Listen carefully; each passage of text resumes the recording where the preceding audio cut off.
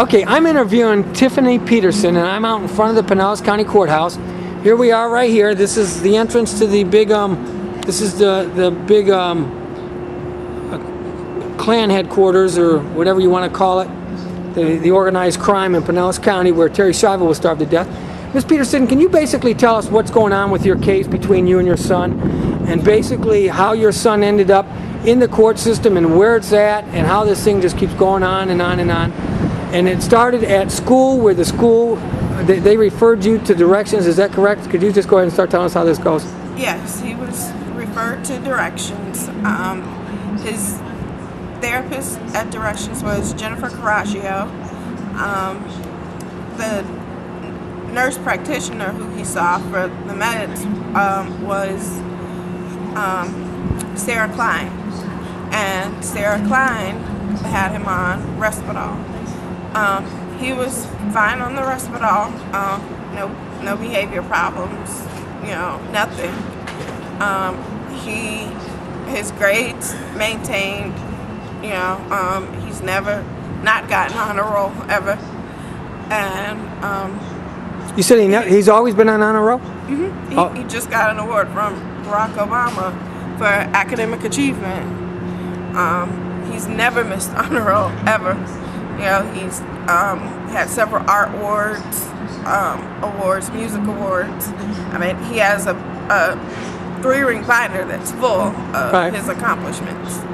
And I thought it was unfair to send him there because, they wanted to make him talk about something he wasn't comfortable talking about. I was able to talk to him at home, but I was told I wasn't a therapist and I wasn't doing a sufficient job.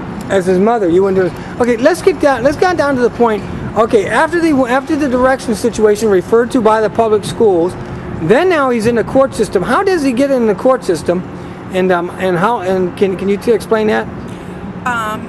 He went to see his therapist, and she decided that he needed to be Baker acted based on the fact that he was very depressed. He never said he wanted to hurt himself or anything else, but she had called it in to have him Baker acted. While he was at Morton Plant, they put him on Prozac. I did not want him to be on Prozac. I bought Prozac tooth and nail, and I was told that the doctor was not willing to treat him if I didn't agree to the Prozac. Well, the pharmaceutical company was giving him money while he's got your son on Prozac. They get these kickbacks because this is all expensive drugs. But go ahead. While he's been on the Prozac, he's had all of the negative side effects.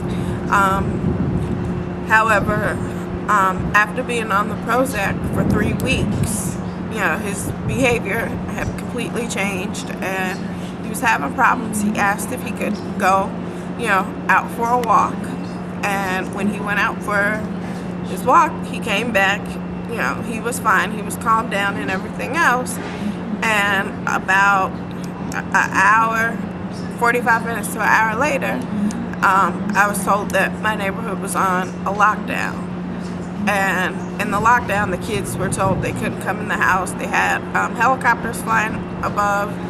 And when I went outside to speak to the sheriff officer, which I didn't know why they were there because I live in Tarpon Springs and I'm in Tarpon Springs jurisdiction, they told me that I needed to go in the house. There was a 15-year-old that had a gun that was loose. He was trying to break into someone's house.